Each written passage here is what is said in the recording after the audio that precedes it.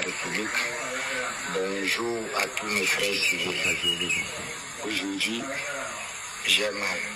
J'aimerais vous poser une question. Est-ce que le drapeau-ci porte le nom de quelqu'un? Est-ce que le drapeau-ci porte le nom de quelqu'un? Sûrement pas. Il porte les couleurs de la République du Cameroun, vert, rouge, jaune. Donc nous avons juré de défendre avec honneur et fidélité.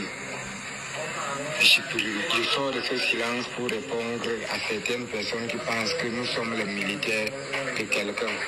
Nous n'appartenons pas à une tierce personne. Les militaires de la République du Cameroun, nous appartenons à la République, à la terre de nos ancêtres. Nous avons prêté serment de la défendre, honneur et fidélité jusqu'au sacrifice suprême, quoi qu'il en coûte. Il y a un type qui a dit l'autre jour, quand les militaires, mes frères, sont tombés à Oulgo le 24 mars, il a dit, voilà les militaires de Paul Biya qui sont tombés.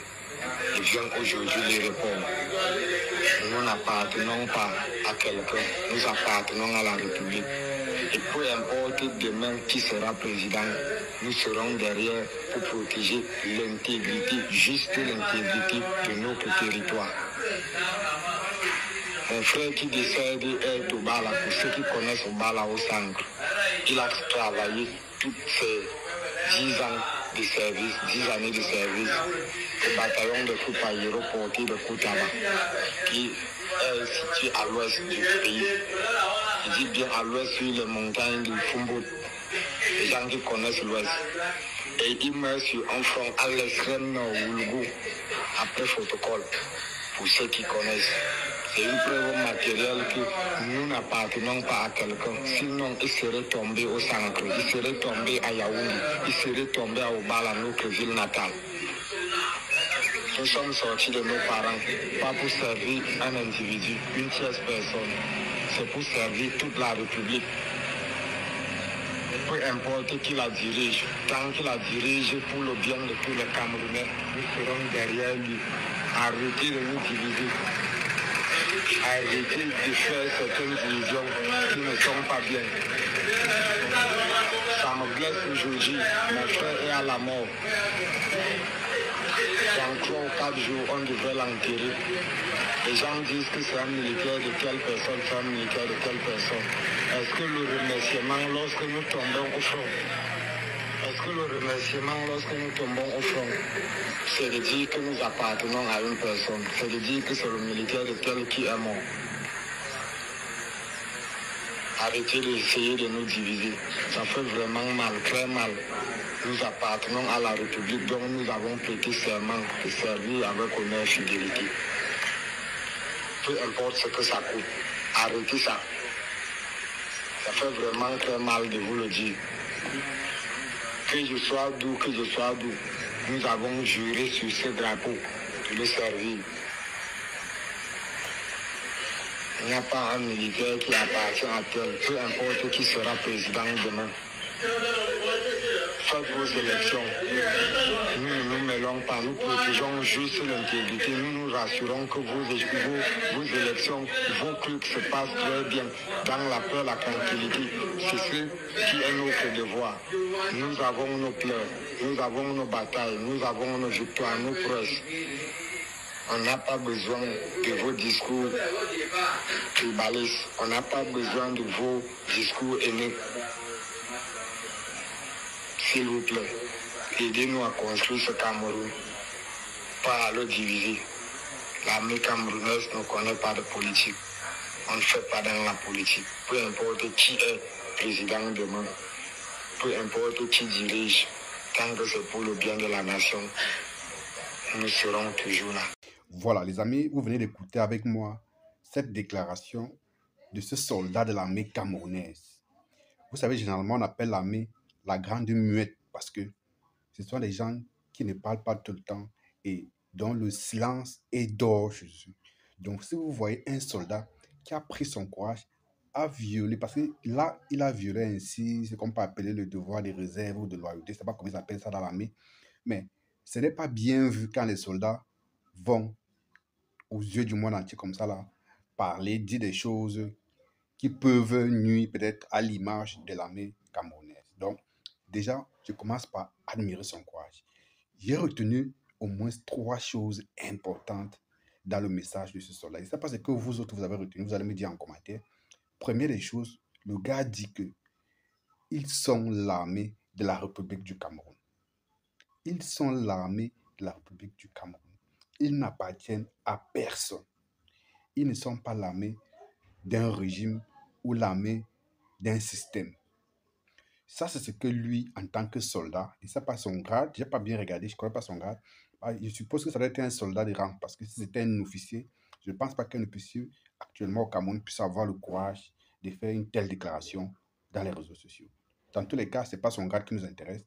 Il a eu assez de courage pour faire cette déclaration et il relève qu'ils sont l'armée de la République du Cameroun, pas l'armée d'une personne. Et ensuite, il dit ceci. Faites vos élections là. Faites vos élections. Nous, on est là. On attend que vous fassiez vos élections. Et ensuite, il dit, nous sommes là pour protéger l'intégrité du territoire national. Voilà les 3 idées phares ou les 3 idées maîtresses que l'on peut retenir, que l'on peut tirer de sa parole, de sa prise de parole dans les réseaux sociaux aujourd'hui. S'il est vrai que dans le principe, je dis bien dans le principe, c'est-à-dire dans la norme, là, ce qui devrait être, s'il est vrai que dans le principe, l'armée n'a pas vocation à appartenir à un système, l'armée a vocation à défendre le peuple et l'intégrité du territoire. Ça, c'est ce que moi je connais de l'armée. Ça passe à d'autres missions régaliennes qui sont attribuées à l'armée, mais c'est que le rôle principal d'une armée, c'est de défendre l'intégrité du territoire national et de protéger le peuple ou de défendre le peuple. Voilà ce que moi je sais. Maintenant, à côté, est-ce que parce qu'on est citoyen, est-ce que parce qu'on est soldat, on est plus citoyen? Parce qu'il a dit quelque part que faites vos élections, un peu comme si ça ne les concerne pas eux, les soldats. Avant d'être soldats, je crois que ce sont d'abord les citoyens. Donc, eux-mêmes également, ils sont appelés à participer au vote. Eux-mêmes, ils ne sont pas exclus du vote dans tous les cas. Donc, je pense que peut-être qu'il s'est mal exprimé, ou je ne sais pas s'il a vraiment voulu exclure l'armée camerounaise du processus électoral, parce que l'armée camerounaise fait partie du processus électoral. Et ensuite, il a dit qu'ils ne forment pas de politique. Je suis d'accord avec lui que dans le principe, ils ne forment pas de la politique ou ils ne sont pas censés faire de la politique.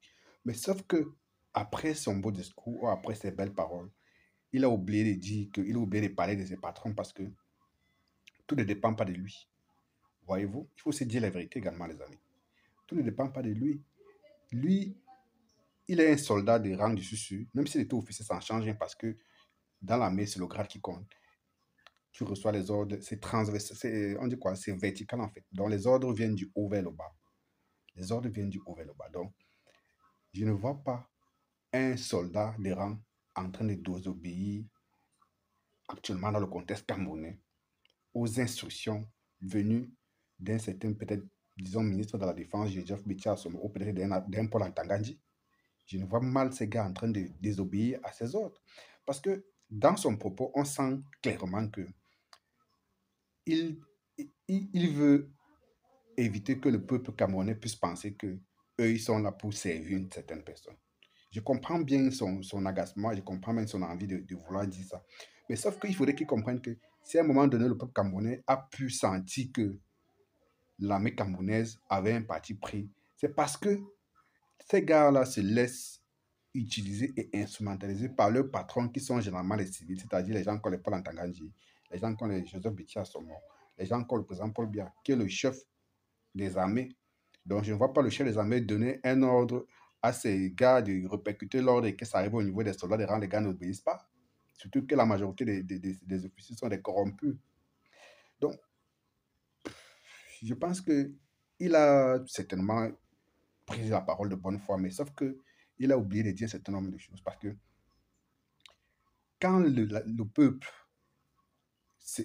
a l'impression que l'armée a un parti pris, c'est parce que quand on voit par exemple Paul Atangandji, il fait des sorties tous les jours pour menacer les opposants, pour menacer les civils, pour menacer les avocats, pour menacer parce que tout le monde. d'envoyer les gens en prison. Vous voyez, il dit que force va revenir à la loi, ils vont frapper. Est-ce que Atanganji est un soldat? Il n'est pas un soldat. On sait que Atanganji va utiliser les forces, les FMO, comment dire, les forces de maintien de l'ordre pour arriver à ses fins. On sait que les Ngongo vont utiliser les forces de maintien de l'ordre pour arriver à leur fin. Et quand on dit les forces de maintien de l'ordre, c'est vous, c'est eux qu'on va utiliser. Ce sont eux les bras, c'est le prolongement de Atanganji et de Ferdinand Ngongo. Donc, et quand on voit comment est-ce que ces gars ont eu l'habitude d'obéir aux ordres de ces gens-là sans rechigner, pourtant, je pense qu'il y a un texte ou une loi de notre pays qui dit que un soldat n'est pas obligé d'obéir à un ordre qui est manifestement illégal. Mais les gars ne se privent pas d'obéir aux ordres. Les gars ferment les yeux, disent que bon, ce sont les beignets, oui, oui, c'est l'armée, comme on dit, faire, il faut faire. Vous voyez, on a vu des gendarmes en 2020 tirer sur des militants à main nue qui n'avaient même pas qui n'avaient même pas, je sais pas quoi, qui avaient les arbres de paix en fait, qui n'avaient pas de bouteilles, on va dire de cocktail Molotov ou bien je ne sais pas quoi, de bâtons, quoi que ce soit. Les gars n'avaient rien du tout. Les gars étaient à main nue. Les gars réclamaient un meilleur système électoral. Les gars réclamaient l'audit de l'affaire Covid, le Covid-Gate. Les gars réclamaient les histoires du stade Olembe, machin, tout ça. Mais ça n'a pas empêché aux gendarmes et aux policiers de tirer sur ces gens-là.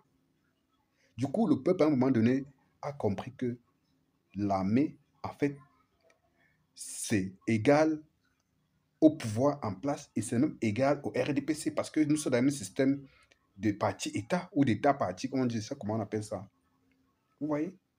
Donc, ce soldat a beau voulu se dédouaner, de dire ce qu'il a dit, mais sauf qu'il y a la réalité, il y a une réalité qui existe en fait. Donc, le peuple se sent un peu en danger. Le peuple ne sait pas s'il faille faire confiance à cette armée. C'est une armée véritablement républicaine qui va se contenter de suivre le leader qui va être à la tête du pays, comme il a dit. Parce que ce qu'il a dit, c'est le principe. Normalement, une armée, c'est le genre, peu importe qui est à la tête du pays, il est là pour respecter, pour suivre la personne et pour s'assurer que le peuple, que la volonté du peuple est entendue, en fait. Voilà, voilà le mot que je cherchais. Un peu comme on a vu au Gabon, bon, peut-être que ce n'est pas le meilleur exemple, mais c'est un peu comme ce qu'on a vu au Gabon.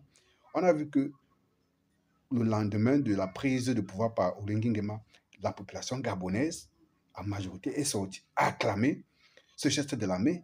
Donc, l'armée a accompagné, la population a accompagné. On a senti une certaine union entre l'armée et le peuple. Est-ce qu'actuellement au Cameroun, on peut dire qu'il y a une certaine symbiose entre notre armée ou entre les forces de maintien de l'ordre et les populations? Non.